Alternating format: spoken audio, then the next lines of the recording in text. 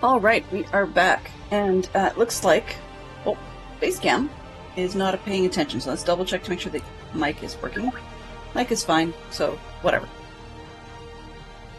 All right, so we are looking at the, pardon me, the Orient Express today. We are back doing this one.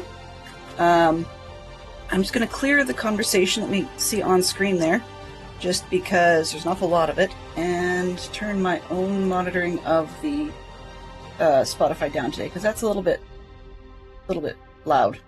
Don't need to be quite so cinematic. Let's see. Open world something or other, maybe? I don't know.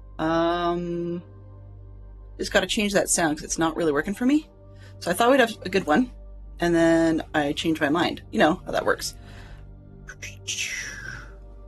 Tropical bangers, maybe? I don't know. Go with that, because otherwise we're going to end up like with super sleepy stuff. Try that and we'll see what happens. All right. Anyhow, we are on the train, so let's get that part adjusted and clear up the conversation. And Lego.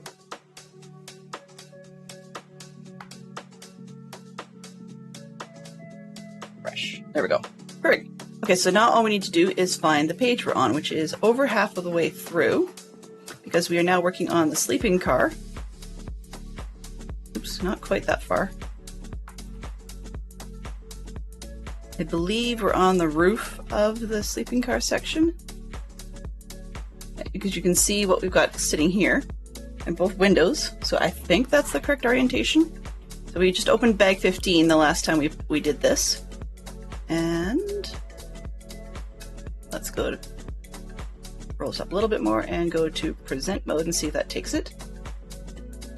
Weird, it didn't quite. Okay. Got it better. Okay, so that's better. So we've got ourselves the lady that came out of that one. I'm just gonna grab her. Where did I put her? There she is. So she came out, and we've got that little lady. Right, and set her aside again. So we've got all the parts organized for this one. So let's move on to the next step and just get going. Now, the reason I switched up today is just that I'm having a really odd off kind of morning. So I just wanted to do something pretty chill. I've got an activity this afternoon that I need a little bit more focus for. So I wanted to do something where I could happily stop at the end of the stream and just move straight on in to said activity, because we need to get our truck's windshield changed. So that's when I have to go meet people and actually be able to talk to them. Ow. I forgot to put ice in my tea, so smart. SMRT. All right. This one is looking for a blue section and 2 long sections. We're gonna stick together. I'm assuming, but oh, nope, wrong piece. It's looking for this one first. Oh, come on, camera. On here, please. Okay. Go down. Can you please read? There we go. Down. Thank you. All right. We've got this one. And then these longer ones attached on the end. So you can see we're starting to make the roof for this section of the vehicle. And it's just intended to be a pretty chill, pretty relaxed kind of stream. So if the bangers don't work out, we can always switch to something else. It's not a crime at this point. Okay.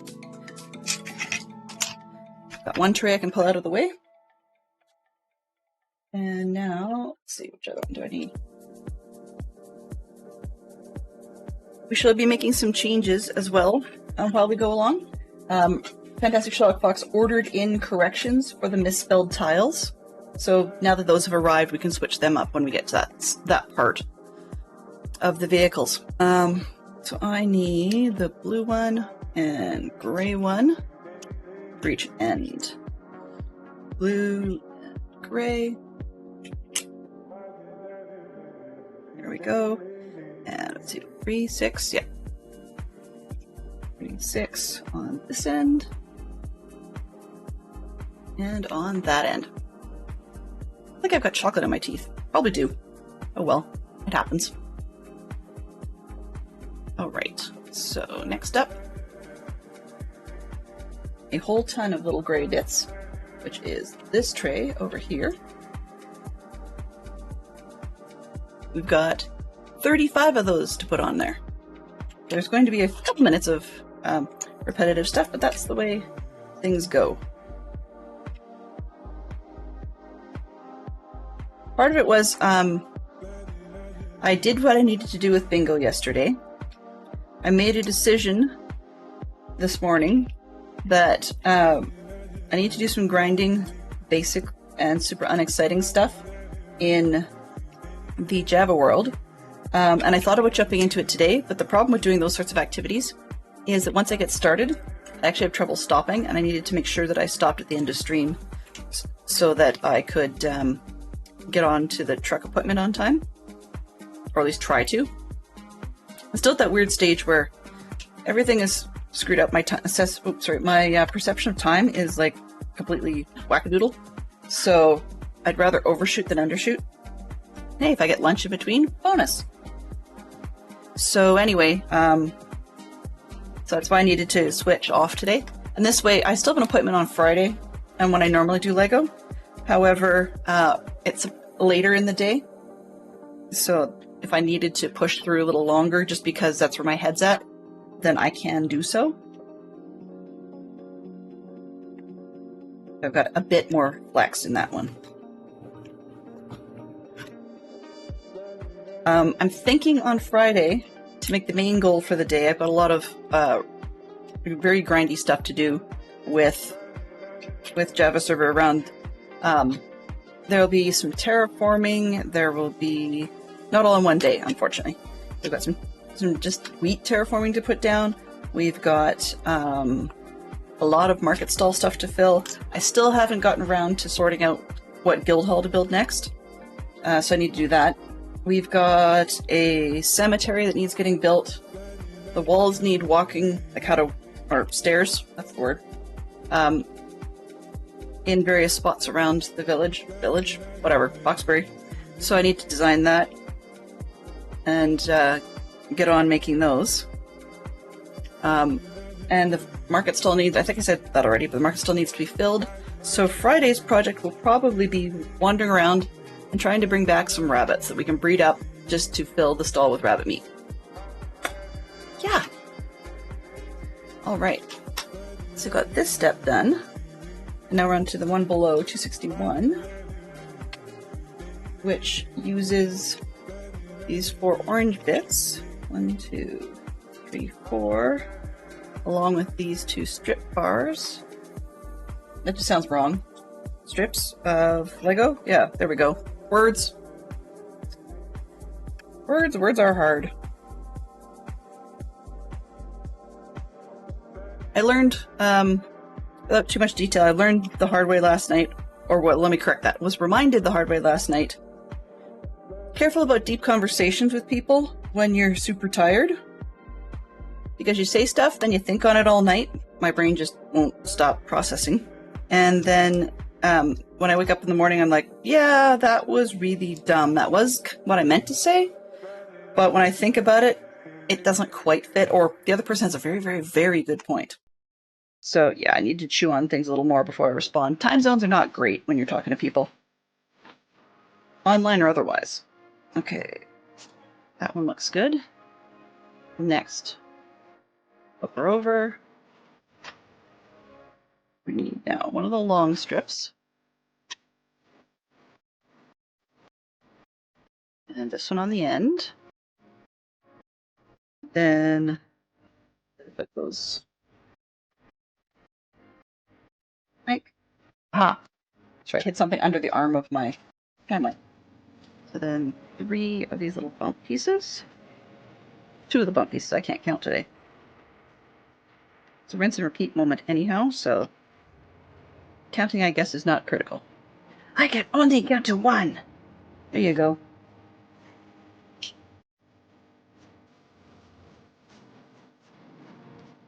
could never make it to 6 today. It's not one of those things that's easily happening. That's not true. I could do that. I could do that. But I don't have 6 million lights to place on any projects like Dadcraft did last night when I was watching him. So we don't have to worry about counting to 6.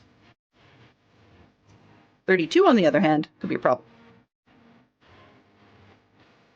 Alright, the nice part about Lego is if you have parts left over, it depends what parts they are as to whether or not you should panic. Most of the time you have parts left over, don't panic. If you have parts left over that don't make sense to have left over, panic. I have to do this twice, which means I might as well do the other one.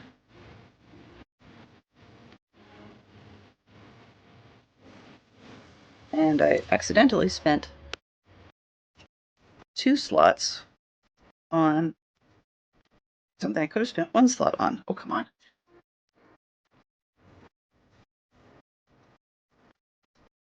There we go. That's corrected. All right.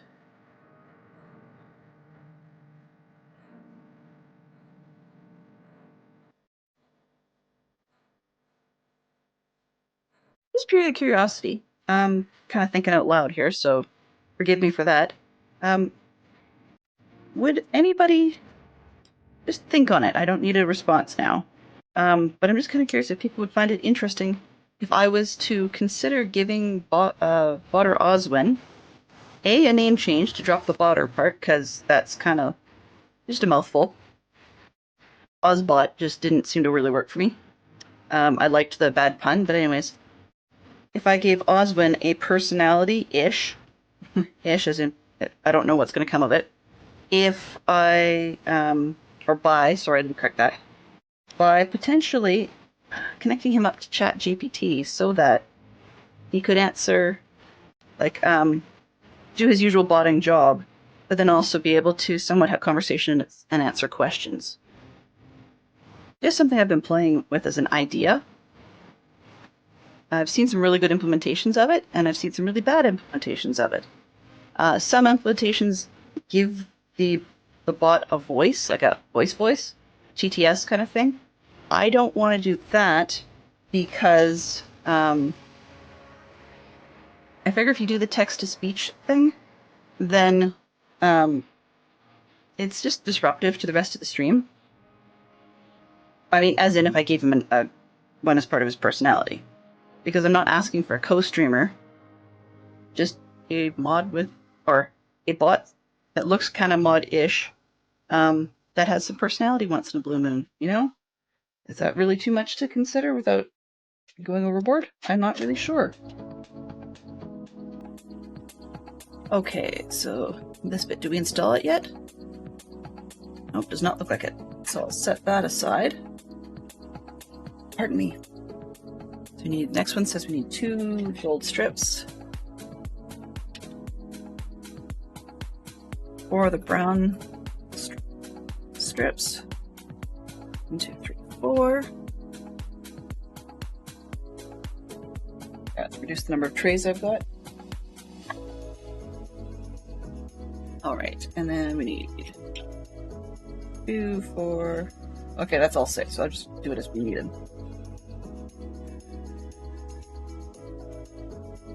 Alright, so a blue strip and a brown strip together, then a second blue, gold,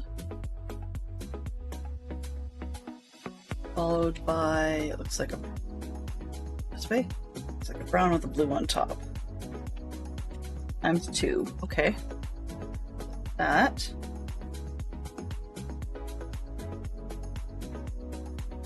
And then roll down. Oh, come on, camera. Some days. There we go. Right, so roll down. We've got 6 of these little guys, so we have to put 3 on each side of, well, 3 on each strip, I guess.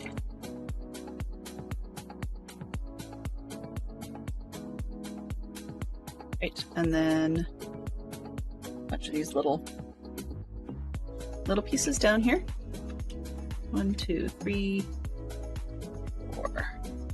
Got, oops, wrong way.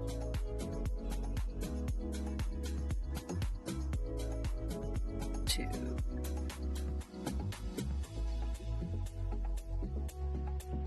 Not gonna ask what I just did with the last one. I thought I counted 4, but maybe I only counted 3.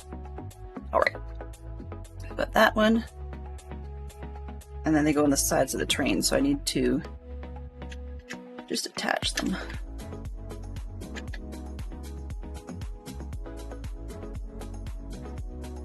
Go. It's 1. We need to repeat.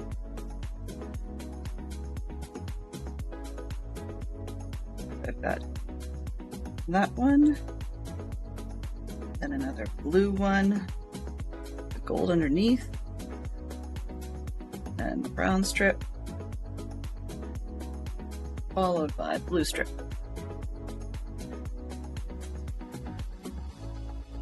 Kind of weird to me some days what I hold, and other times I feel like I've got a goldfish brain.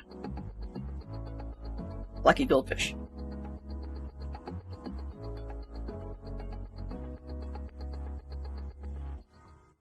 Just enough of these little pieces, so I'm glad that I didn't lose anything onto the floor, because then it'd be hard to get picked up.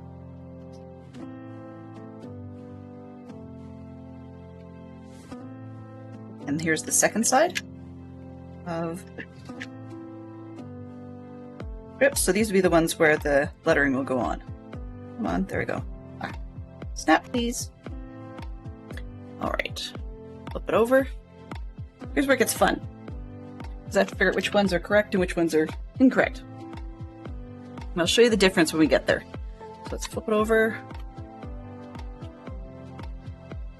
Okay, so we've got Sphere Istanbul and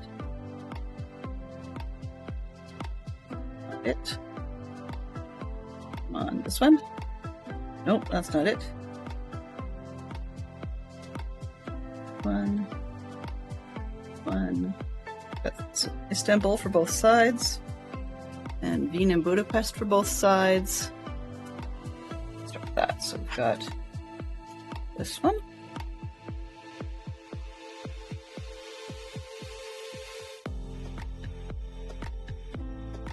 Okay, pause, because before I put these two on, they are a couple spaces over. I'm going to show you the issues that we had, and that we can, the ones that we got fixed. So these are, I'll put out the correct ones and show you in just a second which one's which.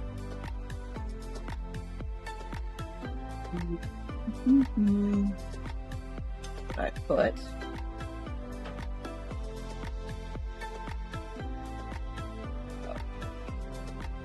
I'm just going to try and zoom this in just a little bit. See what we can do. Bigger vid. Camera. Zoom in, please. Thank you. It's not great because zoom just sucks, but that's okay. So what we're going to do with that one, you can barely see, and I'll show you up the camera close with the hand, but still needed the zoom anyway.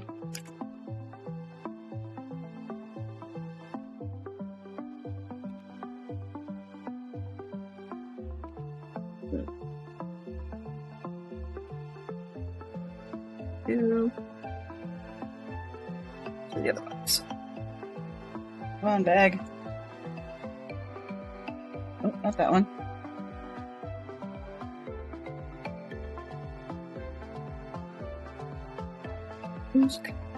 There we go.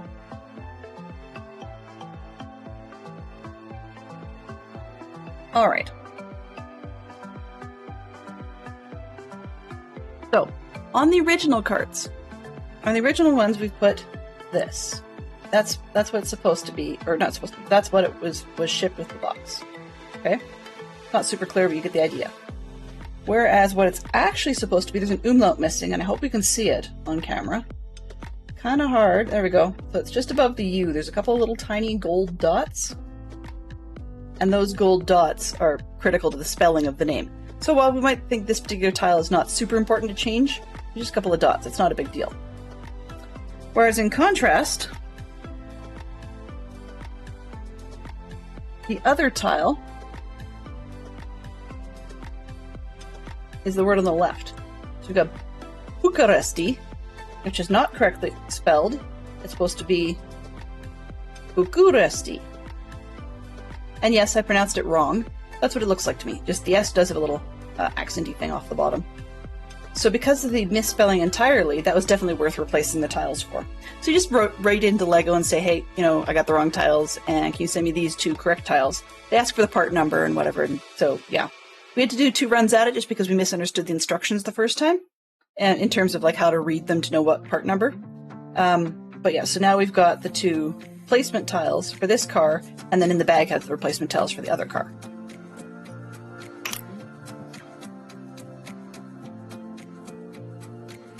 Alright, so now we have Sofia and Istanbul on the right, Bucuresti and Beograd next to that, and I'm butchering the names horribly, so for those that can pronounce it, my apologies indeed. And then Wien and Budapest, Pest, actually. And then, come on. I think I'm calling it. Hello. Today, we have focus challenges. Okay, let's try the overhead cam. Properties. Configure. Zoom back out. Apply. There we go. Then we get back in. For this purpose, that'll be fine. All right. So you can see we've got Sofia in there, Bucharesti, Budapest and Wien, and Paris and München. And I did it wrong again.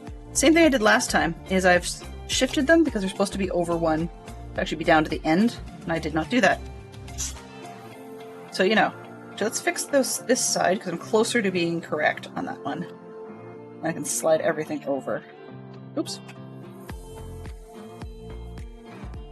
On the other side. There we go. 1, 2, 3, and then Paris fits in on the end. 4.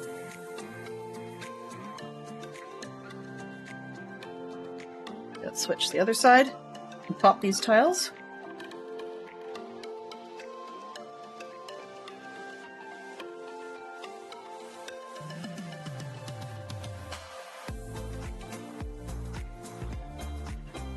Oops, pop these. Thank you.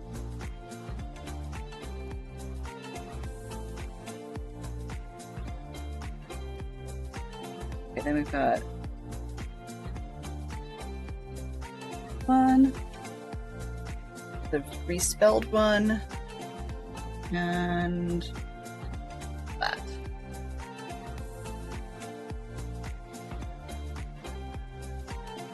All right. So my assumption, let's see if we're correct. Yeah. So my assumption then is that it's going to install on top of the train car.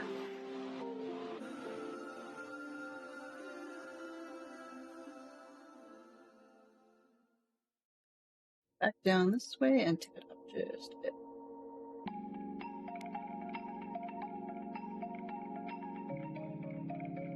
Seeing a bit better. All right, not much, but let's pop this puppy in. That box went fairly fast. You can see we've got all down the side there. I think I'm showing the opposite side compared to the picture, but I don't think it really matters. We're all the same in the end. There we go. All right. Next. Another bag. Yay! Let's zoom this back out.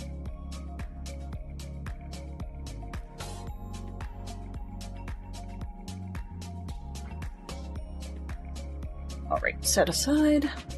We're into bag 16, I believe. So we're going to be making the stuff that goes on the bottom.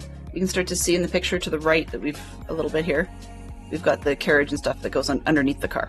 So next stop, they're saying Belgrade. The station manager oversees the coupling up of each carriage to the train. So once we get this bag disassembled, then we're going to build the station manager.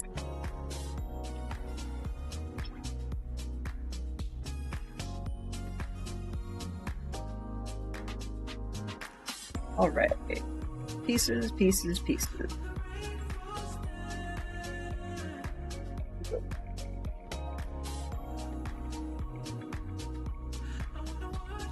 I think what I'll do is see if I can get enough of this stuff just sorted on the desk.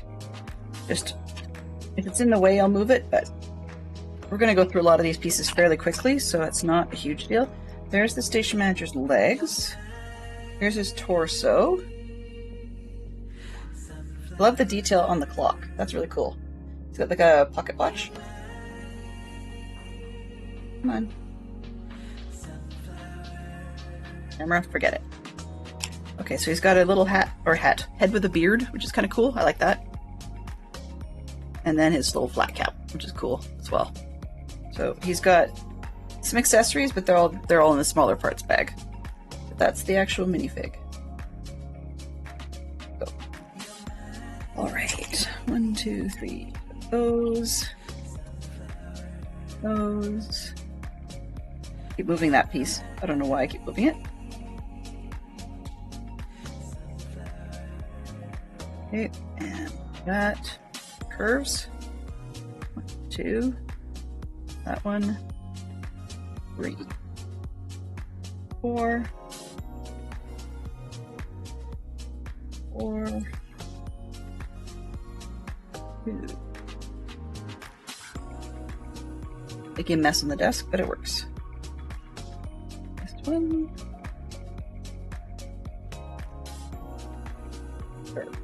Over there. There.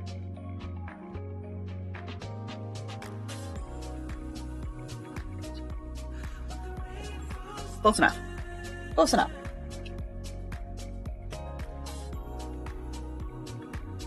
I think the guy's parts are in this bag. These little side pieces. Weird. I just threw the other bag on the floor and I have no idea where I threw it to because it's not right by the box. Whoa, whoops. There we go. So we've got some small bits I don't want rolling, so I guess these do need to go in a tray after all.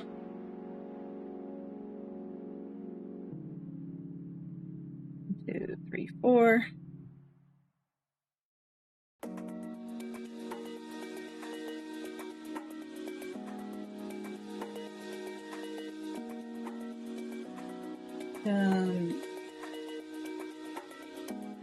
Not that one.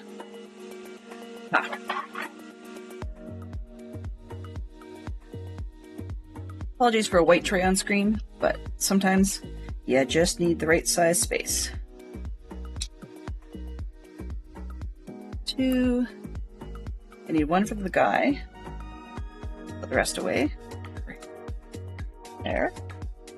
He's got a paddle thing.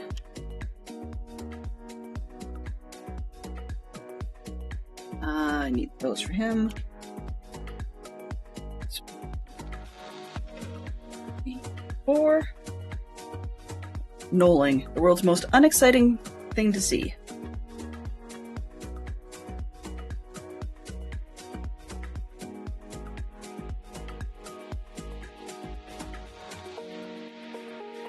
Okay.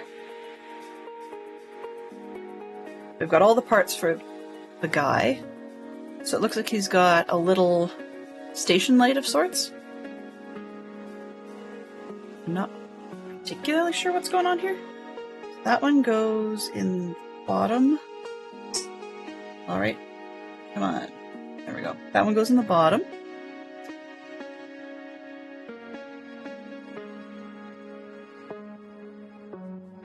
And then this one snaps on top. And that looks like it snaps into his hand. There we go. Little station light of sorts.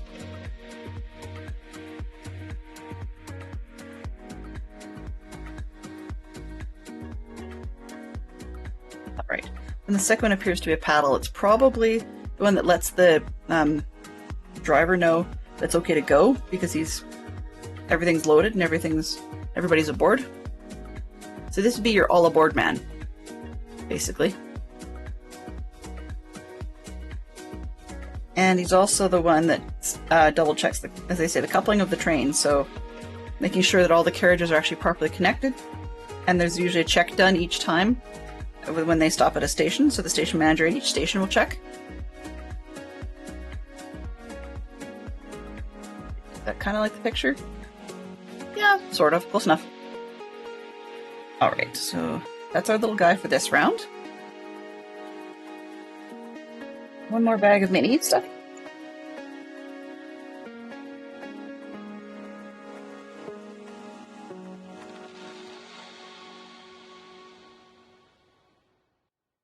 And I bet I don't need that one. 1, 2, 3, 4, 5, 6, 7. Okay, there's going to be 8. That's it? Yeah. Oops. 2, 3, and 4.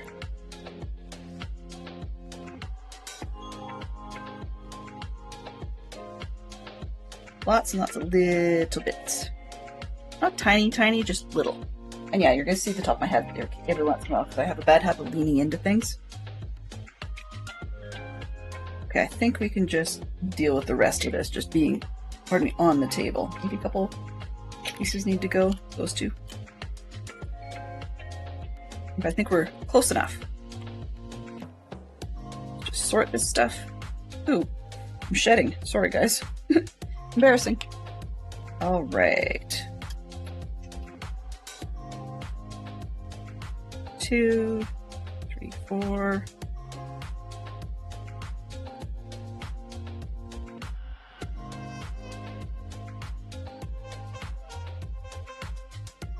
All right, I think I've got everything, well, as sorted as I can.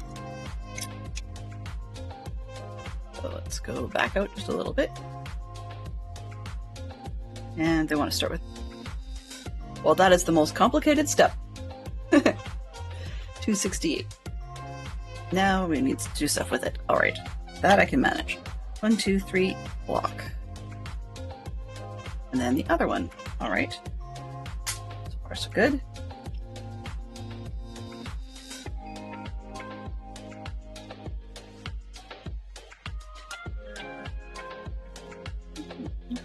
Four.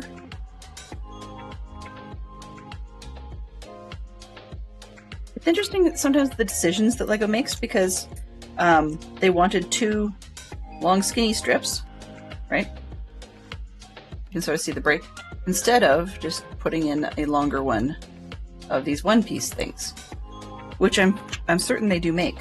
So it does make me kind of curious. Sometimes the decisions behind the way the pieces are picked. I mean, it could be down to emulating what the original ideas designer had done, which is interesting based off of how the sets were put together. I mean, it could have been just whatever that ideas person had on hand. Okay.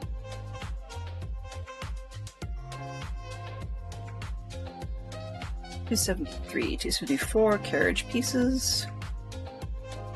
Top. Okay. Actually, kind of surprising when you take a look at the bottom of the carriage once this is attached, just how robust this part turns out to be.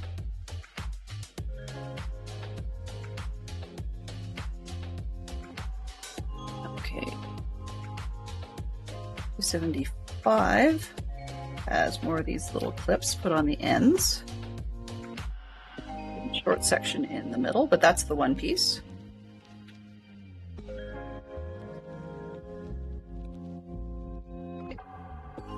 And then section rotator piece, I believe. Snap them on securely because that's going to be where our wheels clip in.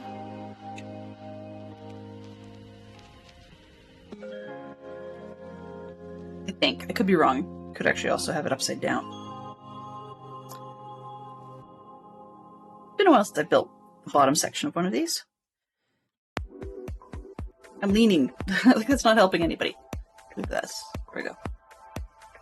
Now I'm not leaning as much. Though it does feel a bit like the camera's over my shoulder, which is a little bit disconcerting. There we go, that's better. And tip it back up so you guys can see the same thing. There we go. This time I'm not leaning, right? Alright, so this looks like what we've got on screen. Therefore, let's roll. Sides. Oh, read the instructions to Len. Put that down.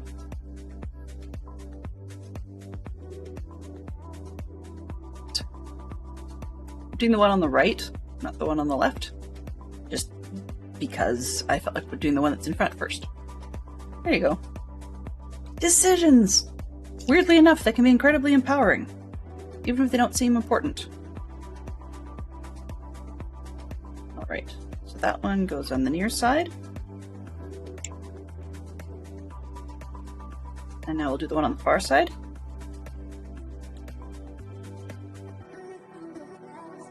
It's basically the same thing, just reversed.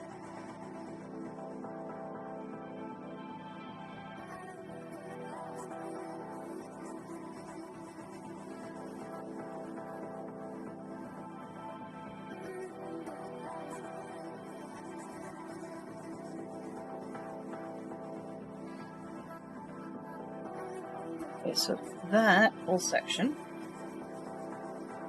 I'm going to go into the bottom. This. And I was incorrect. These bits here appear to snap onto these clips here. If I can line them up properly, that would be helpful. 1, 2. There we go. You can see, it's actually, when I said it's sturdy, like, I really meant it. You can just pick up the whole car by that. And then I love the way the little braces come out to hold the rest of the vehicle.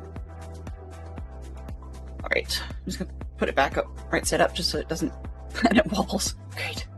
Alright, so now we're building the little wheel trucks. 1,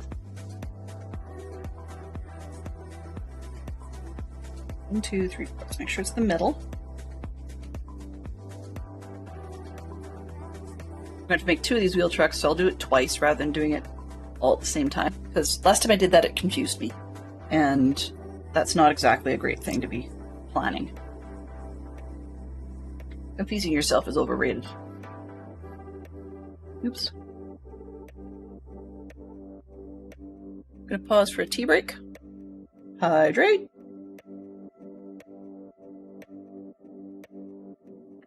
Still a little bit warm, but better.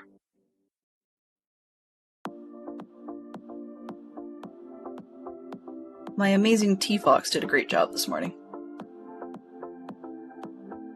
It's 282. Let's do them in order. I'm so tempted to go across the top row than across the bottom row, but that just doesn't work. And I'll mess things up if I do that.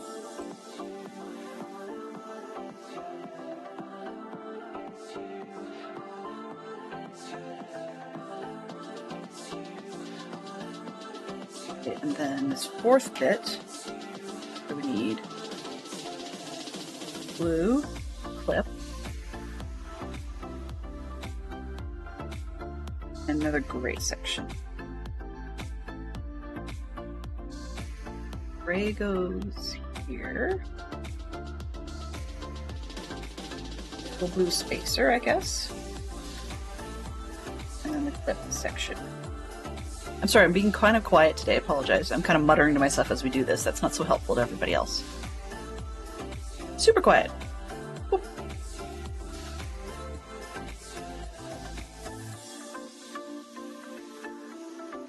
Flip.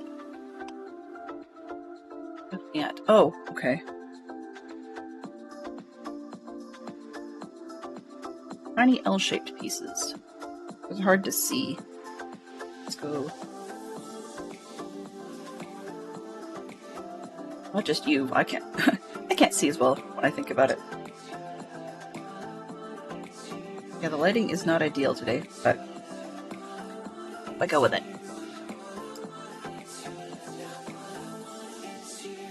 Those two. Black is always a hard color to work with. Just a sheer lack of contrast. 286 has this one. And one of these two. And that's the easier piece to put on, so I'll start there.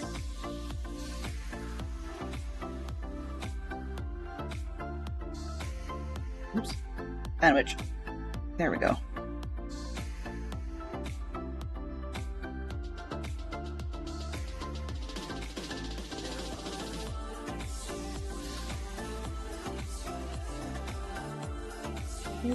And what else? Be gold. These look like they're going to be building the buffer bits. That's kind of a nice touch. I forgot about that. Yes, we've done this all once before, but sometimes it's handy to see it all again. It's not, I mean, I understand that some of this set is repetitive compared to the previous one, or is a repeat, and the makers could have quite easily just simply said, okay, open bag 16 and go back to page blah blah blah blah. But I'm really appreciative that they did not do that. It just feels a little bit more authentic. And it feels easier to understand. And I mean, user experience is pretty key with the LEGO group.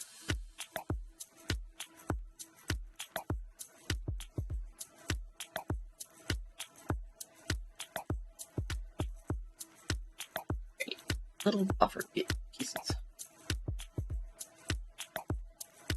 It's funny how they do these designs. They seem to go a lot from the left to the right. And while that might be easier to draw or show, I find it interesting to note it just because I'm used to like holding the stationary bit and putting something into it from the other side because I'm right-handed.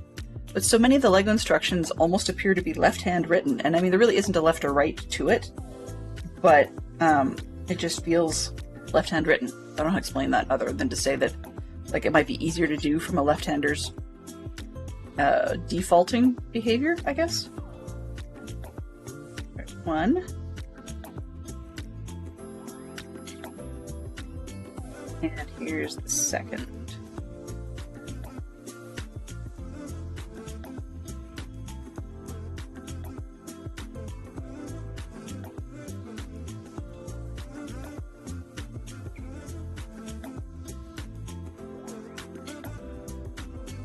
Okay.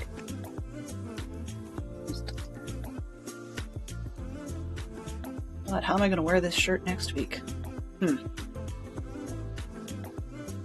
You'll probably see the same one on Wednesday next week if I can remember to do the laundry in between. But we are doing my dance group giveaway of where I live. My dance group is doing a demonstration of our clogging dance in a town probably about 45 minutes away from here. A smaller one, and like a smaller town. And so we've been asked to wear our group shirts next week, and I just didn't think about it to try and keep it clean. I just thought, it's a dance shirt. I wear it to dance, it's comfortable, I'll wear it all day, no big deal. And then it just occurred to me as I was sitting here going, oh, yeah, well, I should probably remember to do laundry in between, which is too bad because I just did laundry yesterday, and laundry is not one of my high payoff activities. I have an awful lot of folding to do right now. I actually own enough stuff, and the weather's been changing enough that I've got laundry to fold to the tune of like 3 loads, I think, that are just mine. So, yeah. Maybe after stream I'll go change and try and preserve the shirt for next week. But, I'm looking forward to doing the demo just because they're kind of fun. Just showing people what we can do. Up here, clogging is not a super popular dance. It's not, unwelcome. It's not necessarily all for old fogies, although the old fogies seems to be the only one that have any inclination to dance it these days. It's not as cool as tap, jazz, lyrical. What else we got up there? Or up here? I say modern? I'm trying to remember what that is. Hip hop is really popular amongst the youth. As in there's moves that a lot of the older ones can't do physically, so it's not as popular for them, understandably. So anyways, but we do clogging to just about any kind of music you like. What was I listening to just yesterday? Shoot, I can't remember. But anyways, it was a non-country, non-modern song, but up here, in order to basically have an association, which helps with, if need be, insurance and performance fees and that sort of thing for the instructors, the clogging club is partnered with our provincial square dance club, or Square Dance Association, and I did this all wrong. Like, all wrong. Well, anyway, so it's partnered with the Square Dance Association, and they're doing a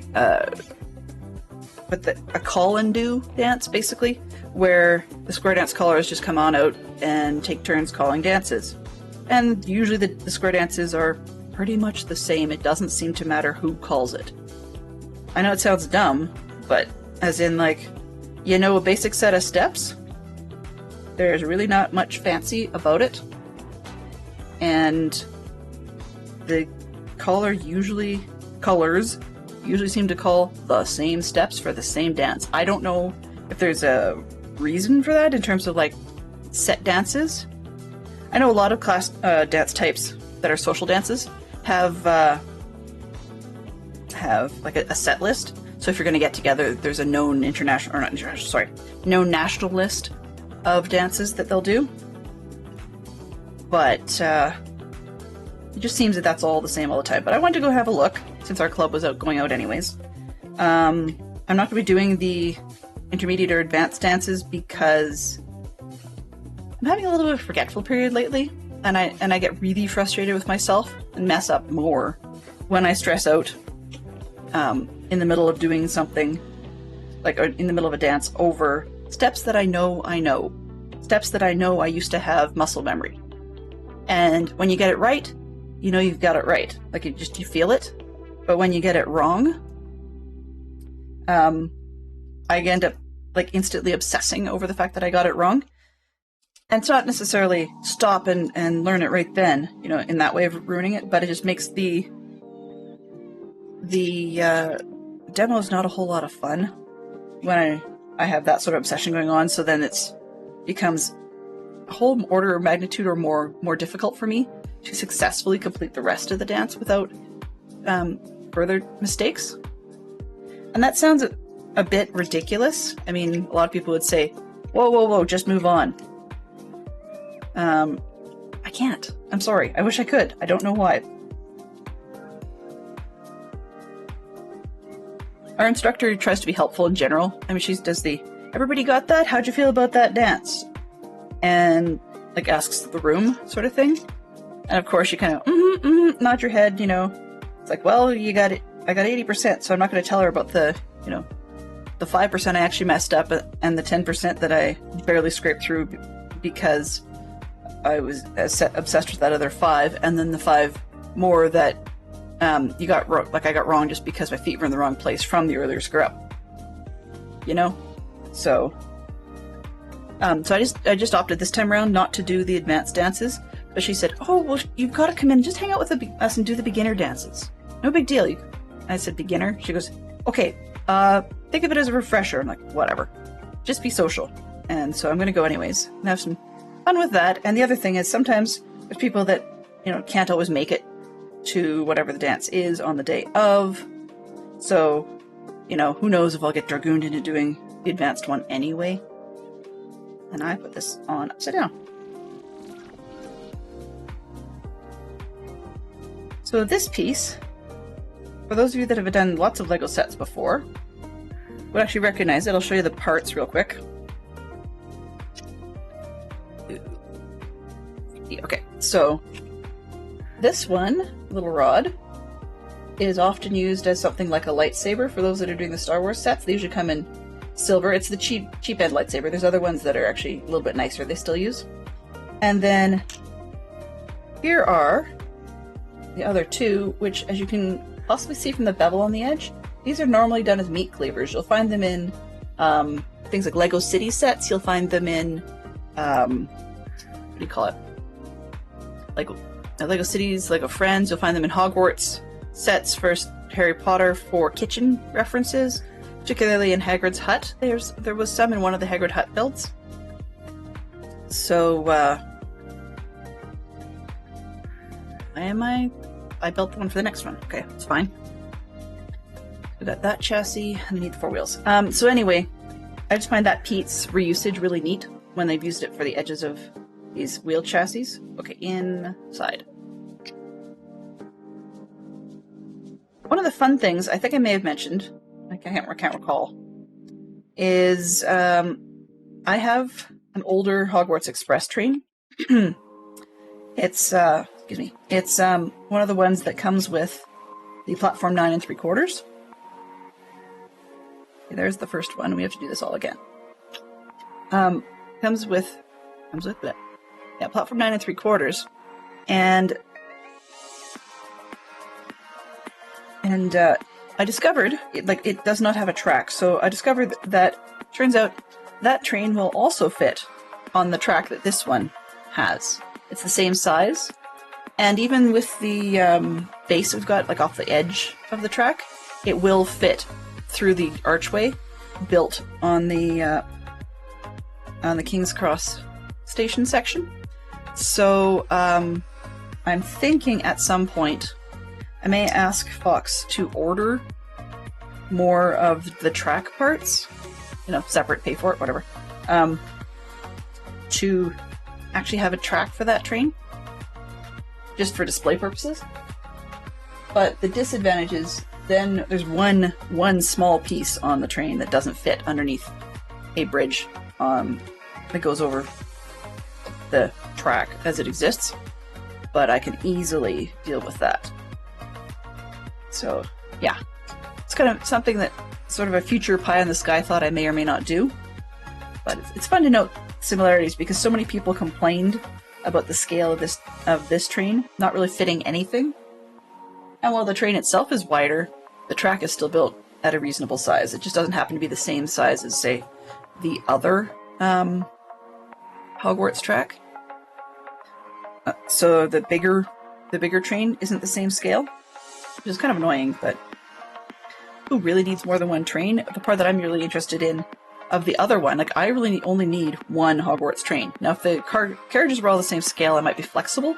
But I don't need twice the engines. But I would like to potentially someday have a version of the what's it called? Of the station at the other end. Why I can't think of its name at the moment is frustrating, but Hogsmeade Station, I think. So anyway, I'd love to have a version of that sometime, just sort of for story purposes. You start at King's Cross and you end at Hogsmeade. On the other hand, with the track that came with the Orient Express being about 46 inches long, I'm not sure I have anywhere to store all of that. I've already more or less run out of surface space in this room, so we have lots of stuff. Gold. Okay, so it's 1:11. Wow, 11 minutes after the top of the second hour, so we won't be here for too much longer. If you're actually counting, ballpark yourself about 50 minutes. And also severe apologies if you were hoping for Minecraft today and didn't get it.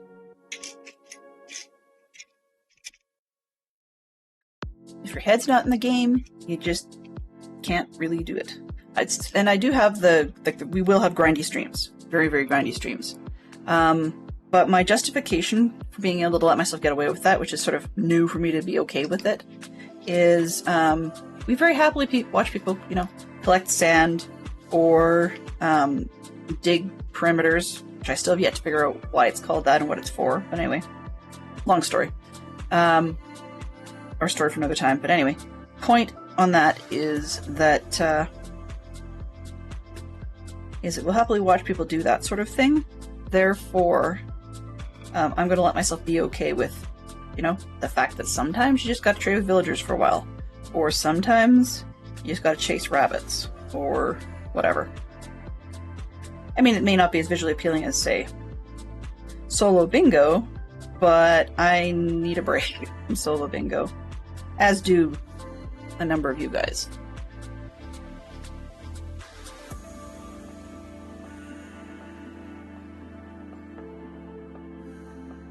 I need to do this twice, so let's bring out all 4.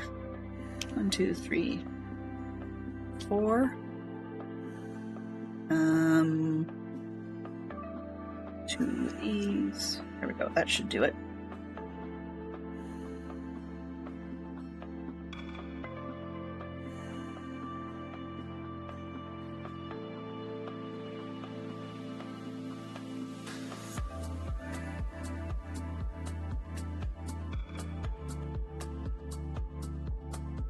I swear I'm going to pinch myself today.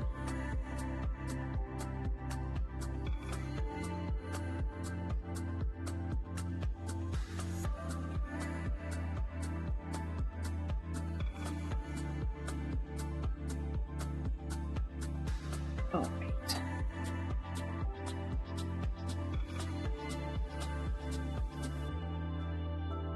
I was mentioning the clogging stuff. I'm still struggling to try and think of a song that you guys might recognize that we dance to. Lately we've been working a lot on an oldie called Calling Baton Rouge. But that's not one that everybody knows. I was mentioning on DC's stream the other day, or last week I guess, that we do an old dance sometimes to Eastbound and Down, although my particular instructor that I've got right now does not like dancing to stuff of that style of country, only because she says, yeah, that's great, but it advertises that we're fuddy-duddies, and she doesn't like advertising that.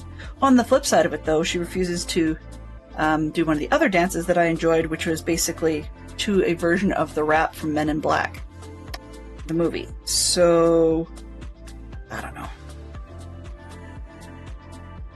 I'm trying to... There was one I was thinking, I love this song, and we danced to it.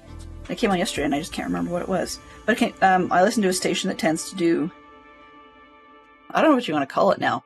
90s to now? It's probably because they just don't want to admit that the majority of their listeners, what they used to find more, or to feel is more popular, more modern music, in their eyes, is actually now classifiable as oldies. Which, yeah. I mean, if you think about this, it sounds funny, but if for many, many years, an oldie was basically anything that was about 30 years old on the radio, or possibly slightly older. And so that would mean then that we're looking at songs like MC Hammer's Can't Touch This. If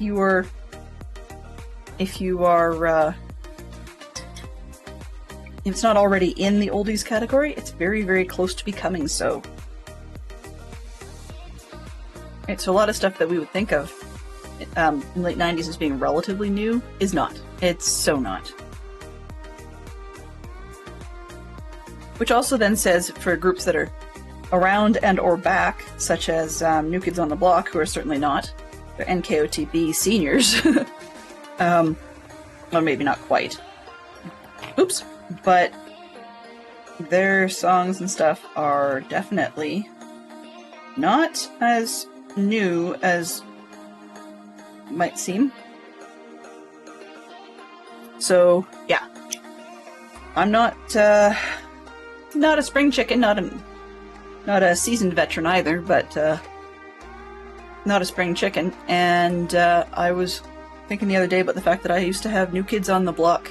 I wouldn't say posters, the full-page newspaper pictures. So they were kind of posters, I guess, but full-page newspaper pictures because they were free. When my parents were done with the paper and stuff like that, I'd cut them out. And I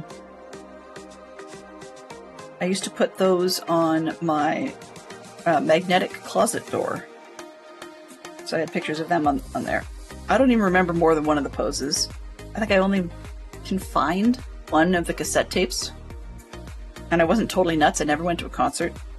And I wasn't one who like fangirled over it, just sort of a, oh, it's a poster of a group I like. That's great. Because at that time, 80s and 90s, which was sort of my major growing up period, I was into music that was much older than me. It stopped at the early 70s, was where my interest level was. But I mean, I guess one could say that's partially a result of having parents who are 8.5 years apart, which means that, hey Poodle! How are you doing today? Hello? So if I have parents that are 8.5 years apart, then you can imagine they had fairly varying interests in terms of music, but both of them liked music older than made sense for their age.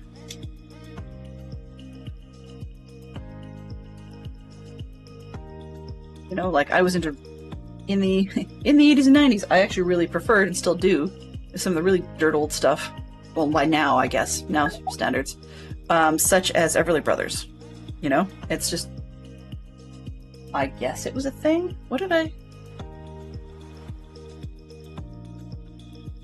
I have made a boo-boo on this end.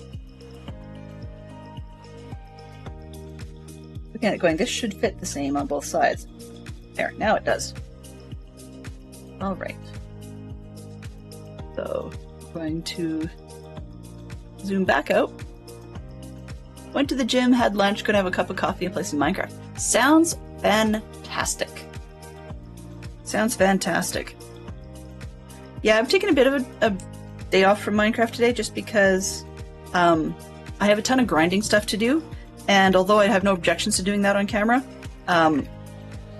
it's just one of those things that once I get started, I need to be able to roll over the length of the time for my stream, like go long for myself, if that makes any sense. Okay, so we've got, that's it. That's this one done. Alright, so before we get on to the next bag for the locomotive, I'm just going to bring back the other car.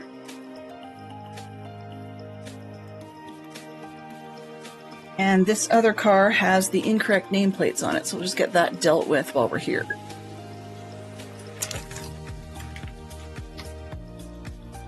I just got very, very grindy stuff to do. Like, I really should be building new buildings, but I'm having this whole, like, I haven't completed things sort of feeling. So it's a lot of running around, and I still haven't got myself the rabbits from when we left off last. I thought, oh, I'll do that off screen because nobody wants to see me do that for 2 hours.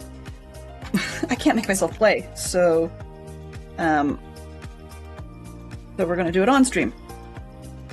You know, Sasumi, I guess. Did you know? Actually, here's a random one for people who weren't in the Macintosh world.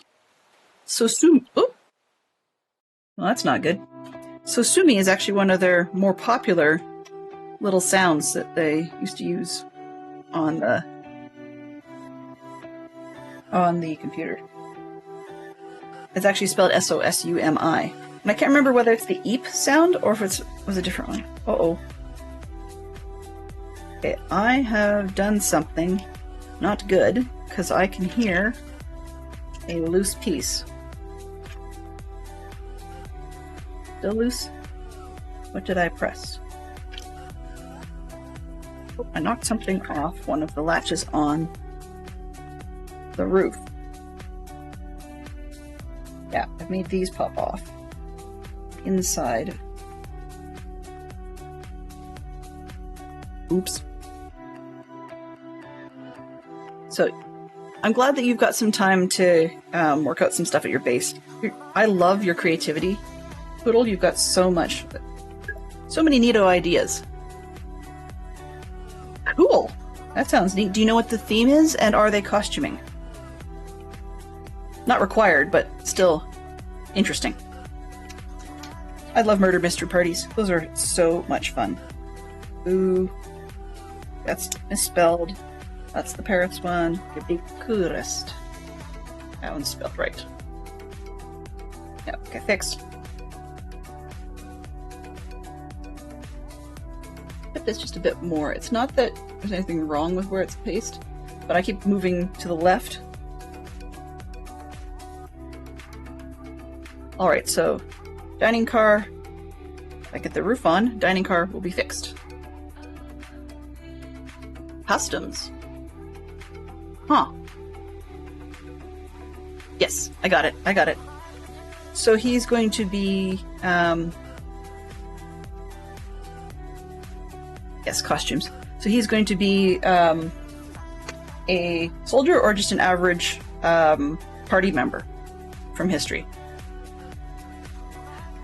I have a funny feeling that it'll probably come out, given the accent I've heard you use, if he's picked up any of that from you, then I suspect it's probably going to come out a little bit like Peter Sellers trying to do a German accent.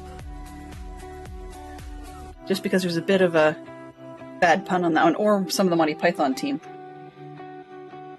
Okay, so these two trains are done. Ah! Oh. That's going to be an interesting twist. Well, if all else fails, you can just tell him to do good old Bogart and nobody really pays any attention anyway. I've hosted, as a teen and an early adult, hosted about 3, I think, of the murder mystery parties, and loved every one of them.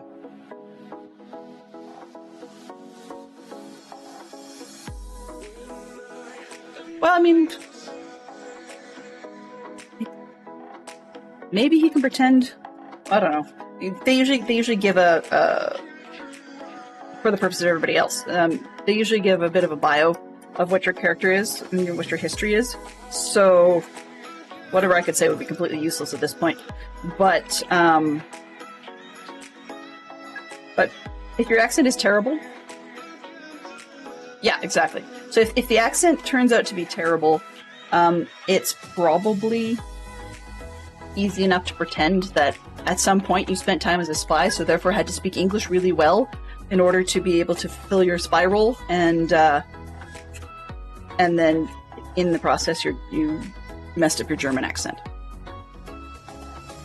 Because that's what my brother pulled, and it worked out really well. But then his excuse was he'd spent 2 years as a work abroad student in England, so he had a really bizarre English-British combo accent for a while. Just one of the things our family does, just pick up accents whether we want them or not. Okay, so now it wants me to put the trains aside and connect them to one another, and then we can move on for the other sections. So, which one do I want in the front? Oh, restaurant first, and then, oh, it wants the bed section at the restaurant, so I'll put the beds on the rail. And you guys can't see this on camera. I'll show you a picture in the Discord later of the two sets connected up, but at the moment I just have to get them off my desk.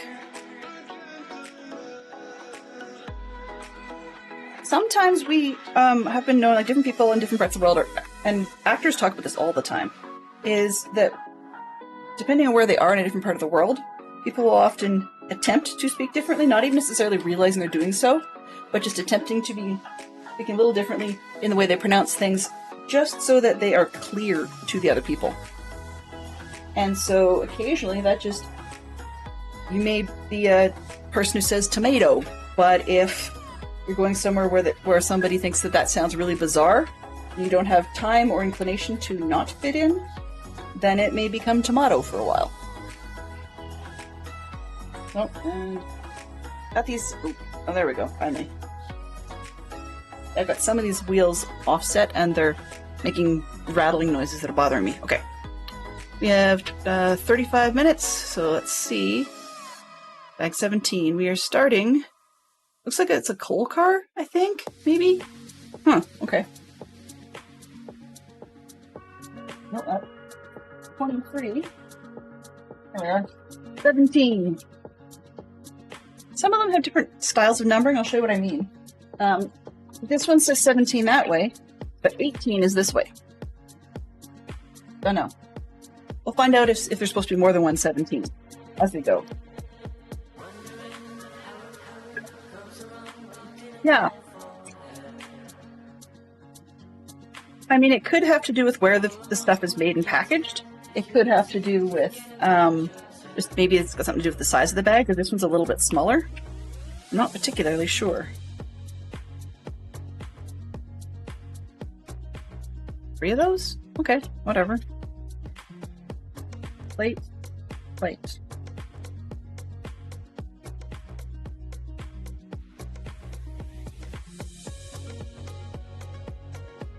Possible different machines or even different factors. Oh yeah, for sure. Injection molding is kind of a fun thing to learn about. But I nerd that way.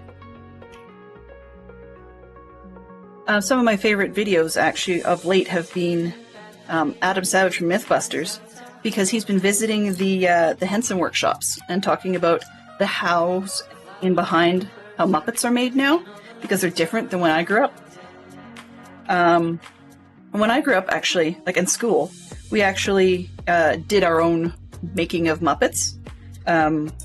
So I had to bring in an old t-shirt, which I stole from my brother. My mom was not impressed. But I had to bring in a t-shirt for that, and we used a lot of foam, like in the latex, that yellow, big yellow foam stuff. We used a lot of that, and what else did we use? Oops, I have another tray. Yeah, a lot of, what do you call it, velour, fun fur kind of stuff on it. And that was a lot of cutting and gluing and, you know. Now, I was watching a video with Fantastic Sherlock Fox last night, and he was watching a little video about how the doozers are made. So, they're the little green guys from Fraggle Rock that we're supposed to think that they're like, I don't know, this big, sort of thing. Whereas a Fraggle will be like, maybe this big. Oh, should be more like that.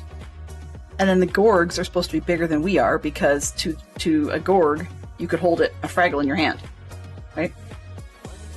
But now, the Fraggles are actually... Yeah, so the Doozers were the little tiny green construction obsessed characters. Now they actually are probably about maybe about 8 to 10 inches tall, more or less. Often their bodies are 3D printed, which is kind of funky. And then that gets a mold around it. So that part's very similar. And rather than sculpting the intersection, they 3D print them. So they design on computer and then 3D print them. And then they mold around that. And the reason they do that is because then they can injection mold the actual body of the puppet, which I find really cool. But it has to be baked off to cure the body material, which they need to be flexible and whatever. If the skin part is too thin, then you get wrinkles when you're puppeteering. If the skin part is too thick, then it doesn't look right and it doesn't bend right. So, in any case, I just was really impressed by that. But then how they stick, back in the day, they actually had to deal with, fun fur stuff and glue it onto the outside, and then worry about which direction all the fibers were pointing. So you'd have, in some of the really old footage, apparently if you zoom in, you can see that the nap isn't lying quite right, and somebody's had a fingerprint or something that's pressed into it. But in modern times, because of the 3D printing stuff, the other thing they can do is they actually will attach electrodes to the bottom, like little wires and stuff, to the bottom of the body section to charge it, and then they'll go over it with like a wand or something. Like they'll go with a wand near the body that's being fed with flock, I guess. So they'll coat the body in a glue, then they put these electrodes on, charge it up, and then they go over it with a flock, basically a flock gun. And because of the electric charge, the little hairs will all line up the same direction and stick into the glue. And it becomes incredibly resilient when everything dries, so that the hairs don't end up leaning over and sort of laying the wrong direction. Which I thought was a really, really neat way of doing things. It's not one that's financially easily able for, us Jills and Joes and whatnot at home to copy, which is part of why I suspect that they're, not under threat of any homebrew ever outpacing them. But it was just a neat way of using technology to change it. And yeah, it was a super cool interview. The other piece I really enjoyed out of it, actually, was when they were talking about... I'm just trying to pull up pieces while I do that. When they were talking about having interchangeable hands. So, quite literally, the new models have like used to put a glove or whatever on there and then just deal with whatever shape the hand was. They can have interchangeable hands because they 3D print the plastic for the hand. And they can bake it to make it extra firm if they need to. But by doing so, they can have different poses. So they'll hold something, or they'll have a finger pointing, or they'll be able to be closed or open or whatever. And then they can change the orientation, of course, by twisting the magnet. But it's neat because all the things then, they put a little rod slot in the back. So it's like a little rectangular tube that they can just put the puppeteering rod into. And I just thought that was super cool because they could 3D print all the objects you might want for something to work. The example they gave in the interview happened to be... Okay, I have 2 more of these and I don't know where I put them. Or did I? I don't know. Anyway. But they had the... Now I lost train of thought. Dang you, ADHD. But they were showing last night's example was a flashlight, which I thought was super cool. So they 3D printed the parts for a little flashlight that was no bigger, no bigger than... Actually, you guys have seen these. This is one of Dadcraft's 3D printed turtles, right? And the flashlight was no longer than the shell. And that was complete, right? So there's a slot in there, in the back section, that they could have wires for. There's a little LED they put in the front, right? So you just wire that up. And then the little, like a glass lens that's in the front. And a yellow rim. So they have this little flashlight and they run wires out the back end of it so you can actually light it up. But it's the kind of thing that to hand make a prop like that is lots and lots of work. Whereas this way, when they can 3D print all the bits and glue them together and stuff, you've got so much more control. So it really knocked my socks off, if you couldn't tell. Alright. So now we're on 298. And apologies for all the weird stuff you're seeing on the screen. It's kind of hard to get the right backing in behind everything. Okay, this one, we'll start with... Cool. Now it's a matter of where did I put it. Welcome in, Springer Shadow. How are you doing today?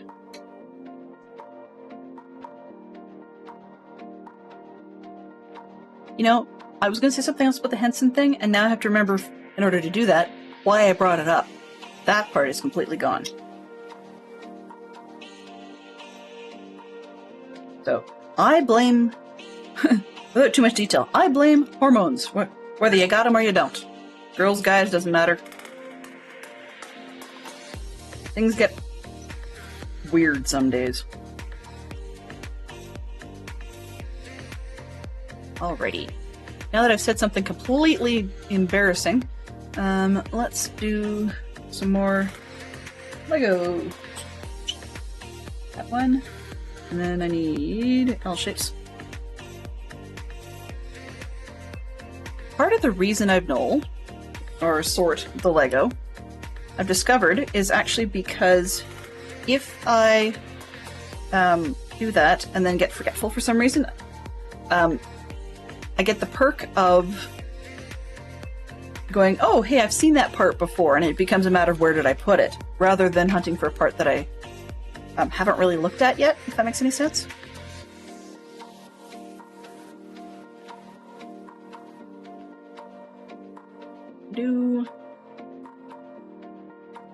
It's a small thing. Alright. So this way.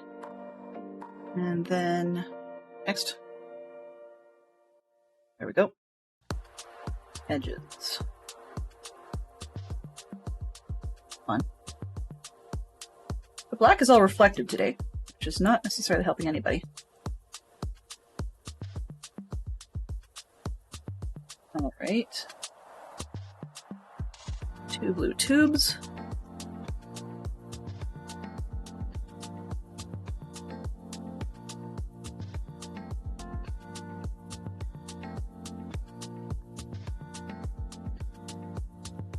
Okay, now where are we here?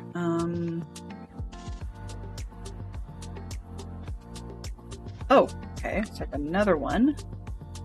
And I put a gray section down the center. Center. That's a North Americanism I actually dislike. As I get to the point where I'm starting to drop vowels. Not vowels, sorry, consonants. That's not like the British H, or H, depending on how you want to say it. But I drop them Sure. No problem. Welcome on in, Terry Darts. You seem to be the only one that remembers that exists. First in stream today, 25 minutes in, or 25 minutes left. Welcome, welcome, welcome. So Terry Darts has been first 16 times since we started counting this. Since we started counting, it's kind of vague, I know. We'll find out a good point to reset everybody, but I have to have a reason. I haven't got a reason, so yeah, you're stuck with it. All right, but welcome. I appreciate it. Let's see. Do no progress, Boodle. If you've got things to do, go for it. You have to do some counting. Ooh, can you get past 6?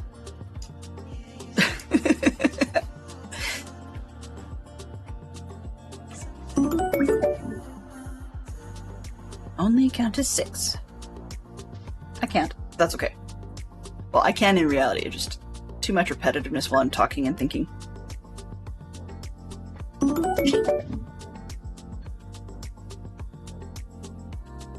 I watch a lot of a streamer called Local Brick Shop, or The Local Brick Shop, and there's this song. I don't know how, or what it is that triggers it. I haven't paid attention to that part, I'm afraid. But he plays one that's sort of heavy rock, I suppose. I don't really know what genres it would fall into, but it starts counting, and then it gets up to 4, and it goes, I can only count to 4. I can only count to 4, and it gets so stuck in my head that for at least 5 minutes after that song is finished playing, I have to pause for a second and go, what comes next? I'm not really that lost. It's more the distraction factor of it being stuck in my head. Makes me go, okay, am I right about the next one? I start second guessing it. That's just a me thing. There's a lot of me thing stuff that I have to fix. Okay. I did that whole mess 2 times? Alright, let's get this. Why aren't you sticking? Okay, it goes in. That's what it was. I was trying... You can see on the edge of 312, barely. It's not easy to see. But they want this gold edge to stick out, where I was trying hard to cover it, and I didn't realize that was supposed to stick out.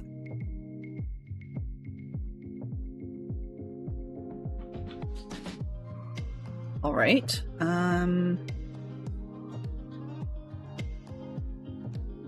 This one will go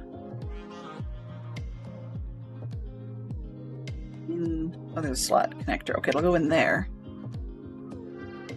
Which means I have to pick the other side, because it doesn't actually connect. And they go, but they don't connect. Right, so let's do the other one. Back it up. This one, 2 golds. Oh, that's the centerpiece. Back it up, not that far.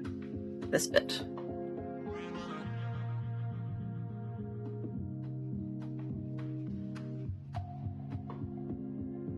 Give me a quick second to stretch. A little bit stiff. There we go.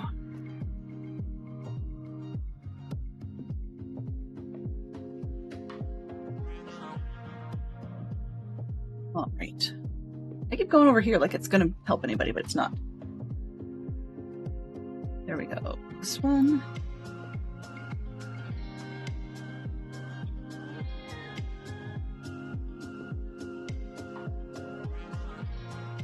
Get this one stream. That's probably going to help my brain. All right. Now it feels like I have more space to move. I was actually subconsciously pulling away from that red tray.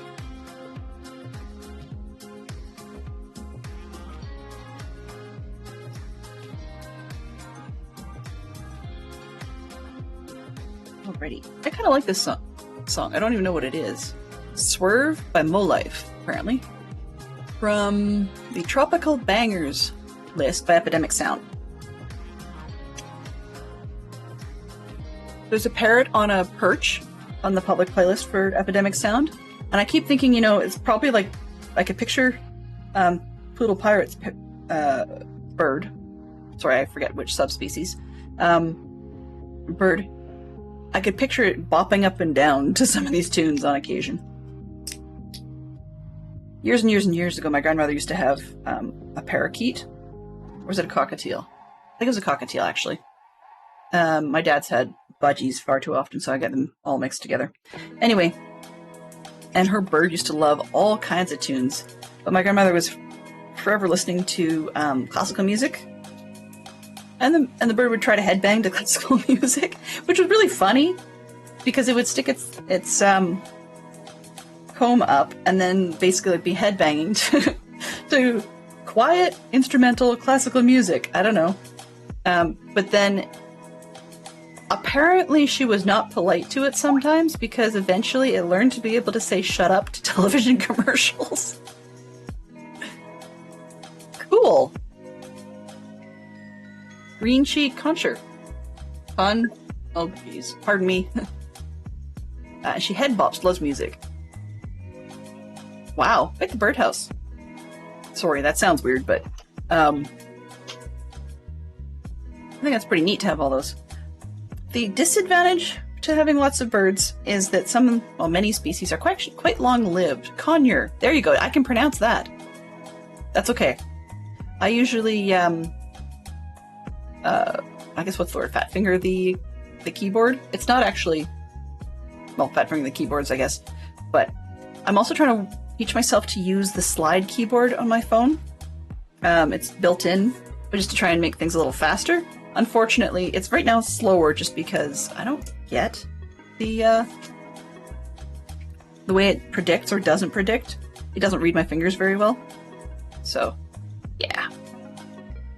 I like my iPad because then or my computer actually, because then I can just reply to messages with a full-on keyboard and make more sense. Actually, I'm spoiled by, what do you call it, Phone Link or something? Yeah, Phone Link. That allows me to Bluetooth my iPhone to my Windows computer. And that's a treat. Okay, so we've got these three that just sit together for now. It's a treat because then I can get a lot of the messages on my computer and respond to them from the computer, which is great. But a good chance Margot will live longer than I will. She's only 3 this May. The other birds are my songs. They're 5 and 8 years, I think. Sons, yes, of course. That's fine. Hey, birds sing. It works. There's a logic there somehow.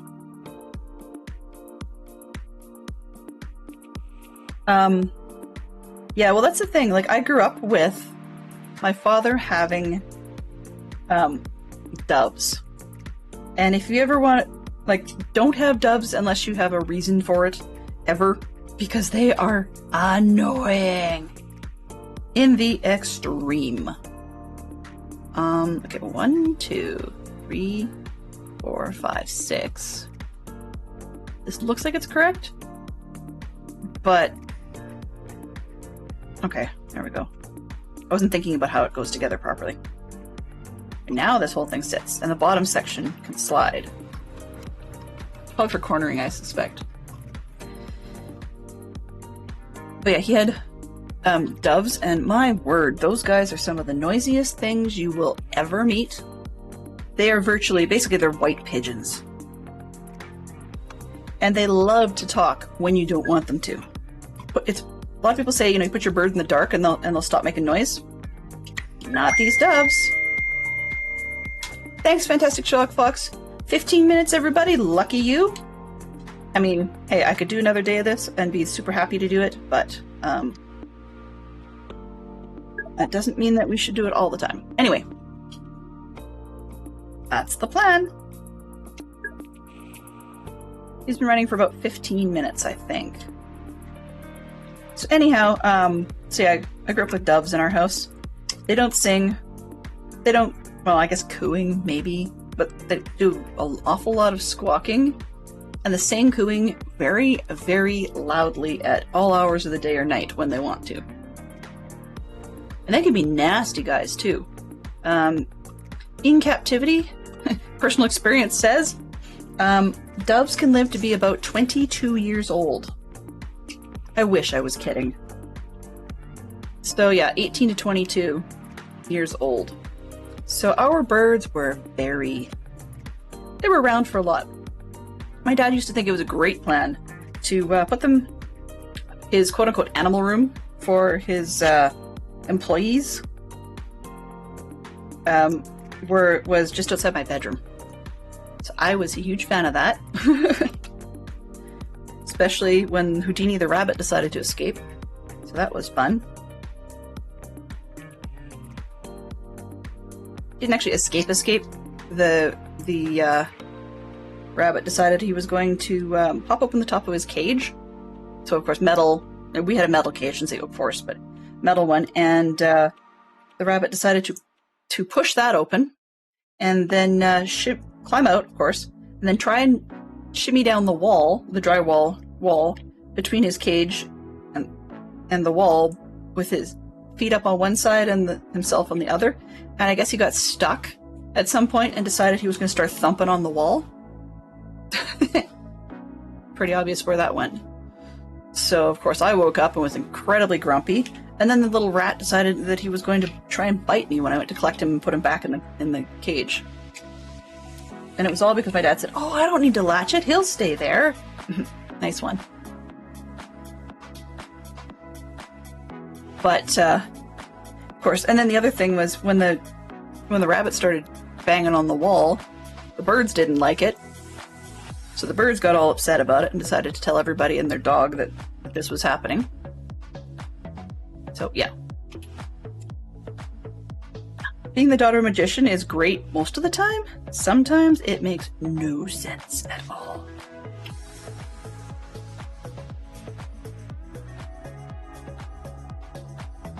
Most people think it's cool. Like, oh, you must have learned all kinds of neat stuff growing up. Yeah.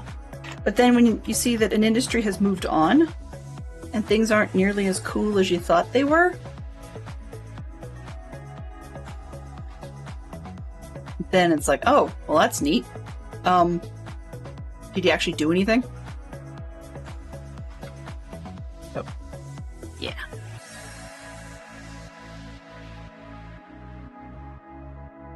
I think that's the same way? Yeah.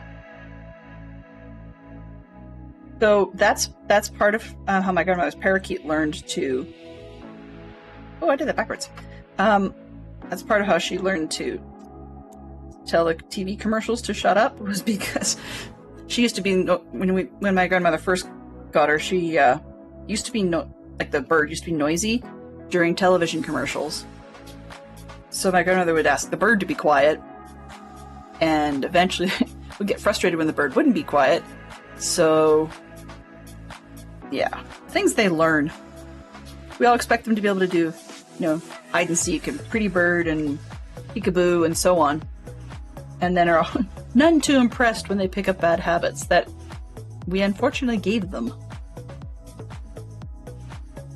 But Margot is very, very well behaved, and I say kudos to you for managing that.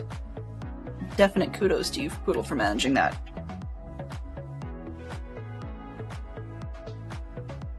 Considering the number of times you stream, it's actually amazing that she's not, yelling herself hoarse during far more of them than we end up getting to hear.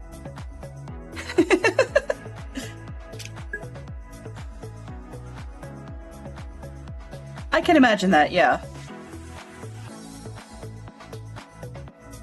Our dog, when I was growing up, wanted absolutely nothing to do with the birds and the rabbits.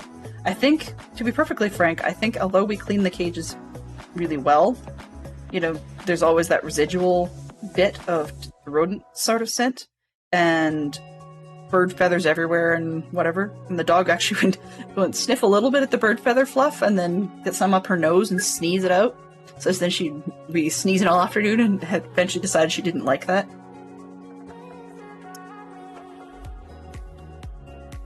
New bag. But yeah, the first dog just decided to stay away.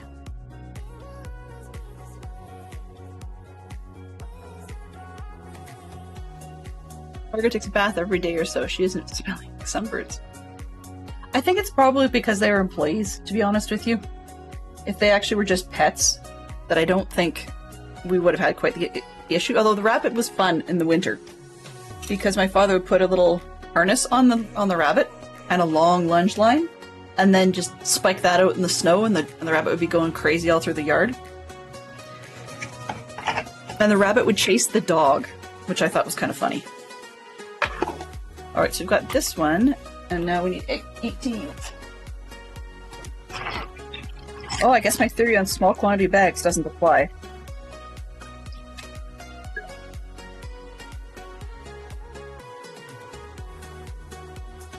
Yeah, I think it was just more the fact that that we had one or two instances where the birds had decided, for some reason or other, that they wanted to take the time to pick up their pellets, because we had like a pelleted bird food in industrial sized bags, as in like picture cat litter, but it's actually bird food. Oh, I'm gonna regret doing this, but that's okay. But we'd have the bird food, and the birds would pick up their pellets and insist on putting them into the water. So of course the things would dissolve and stuff, and if you weren't on top of it, within a day or so of them having done so, then those things could start to go smelly and mold and whatever. Or occasionally they would pick them up, dip them in the water to get them all soaking wet, and then drop them on the floor of the bird cage. I think they were protesting the food, but frankly put, we gave them all kinds of stuff, so yeah. But that was their thing. I actually suspect it was probably an obsessive behavior, just because they were bored. They had nothing much to do. When it wasn't summer season, we generally had them indoors all the time, and they were not, because they had to get stuck in weird places for magic props, they were not super inclined to want to fly around the house for a while and then be collected to put back in their cage. So if you let them out in the house, they would go nuts and be everywhere. Yeah, we had netting around the cages too, but just when you're in there, you open the door for anything and they would go berserk. And of course, therefore, all the loose fluff and feathers would come out. But it's actually kind of interesting, though. One of the side effects I had never realized is it doesn't even really take training per se, but on average, or almost to the minute, you could generally predict when the birds were going to be messy, if that makes any sense. Which would be approximately every 15 minutes. So if you did have one out, we would often try and get them more comfortable and used to people, because they, by the nature of their job, they had to be able to be stroked and petted by kids. And kids will do all kinds of weird stuff, so we had to try and get them used to that. Which means that you really only had about 10 minutes or so before you're like, okay, this bird's probably had it, let's put it, let's get it back in the cage. So, yeah. Over time, my father learned quite a few tricks about carpet cleaning. The other disadvantage is sometimes he'd let the rabbits run in the house. And as people are aware, rodents will chew anything and everything. But if you get them not to chew the baseboards, and the dog was really good at that, by chasing them off. But if the rabbits start chewing the electrical wiring in behind the television, yeah, that can be interesting. All right. I'm pretty sure that we ended up basically potty training the birds, just because they'd be at times stuck for a while in some pretty unpleasant tight spaces, and they just don't want to be messed. Hello? Target your car, huh? That's the other thing we learned, is not let them out in the car. No matter how many shows you have during the day, do not let your doves out in the car. Not that you guys would ever have that experience, I'm sure, but just one of those things. I got in trouble the time I did that. I'm like, oh, they want to fly. They're stretching their wings and stuff. Yeah, don't do that. I had to miss lunch that day for it, just because I had let the birds out in the car. Clearly, my father could not open the car to let me get out to go to like a fast food joint or something, because he didn't want to let the bird out. And it wasn't even a matter of being able to go through drive-through. We just had to skip lunch. There just was not a choice, because we need to be able to get to our next destination and spend the time that we would have had for lunch to try and, between the two of us, or well, actually, I think it was my mom was driving, so it'd be 3 of us, that we were trying to chase the birds down in the car to get them back in their portable cage so that we could actually get them in for the next show. Yeah, I got in trouble that time. Pretty good. Weird stories out of being a kid, but, you know, not the kind of thing you'd normally expect to hear. Good to see you, Tom. Thank you very much for dropping by. We are just about done for this session. I'm actually just trying to clean up some of the mess that I have just spread on my desk so that it's functional for the rest of the day, or for tomorrow. 1, 2, 3. I got little bits everywhere. Like onesie twosies.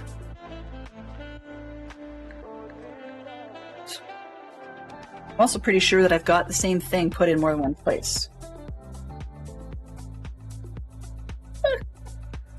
As in, I just found one of the piles I thought I didn't have more of.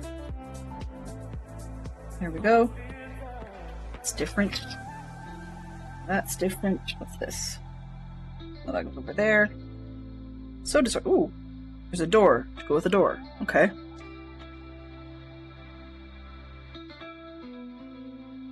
That's cool. Oh, I see. Firebox or something. Okay, I don't think it. This one doesn't have a. Okay, this one doesn't have a side, a predictable side. Oh, sorry about that. Distraction. All right. So yeah, I can do a lot of this cleanup off screen because I've still got one more little bag to do. So what we're gonna do is just push this out of the road. Did I put those anywhere? There, over there. I could have sworn I put those somewhere.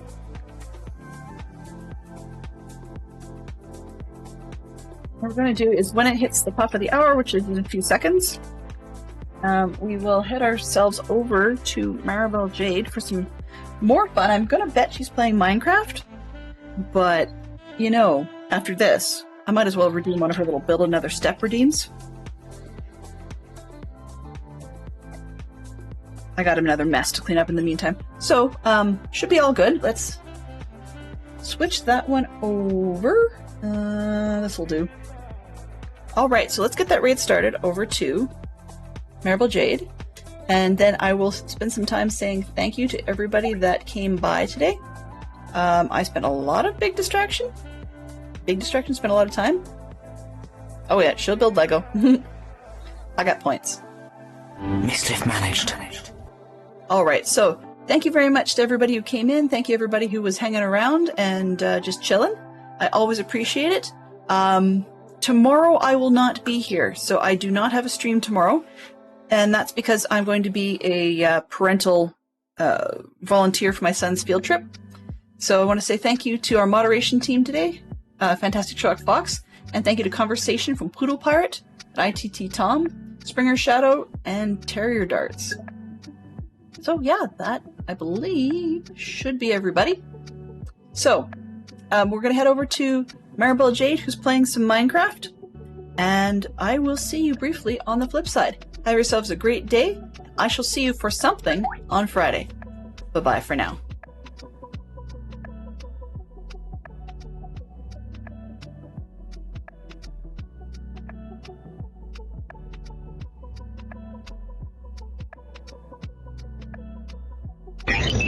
Transfer complete.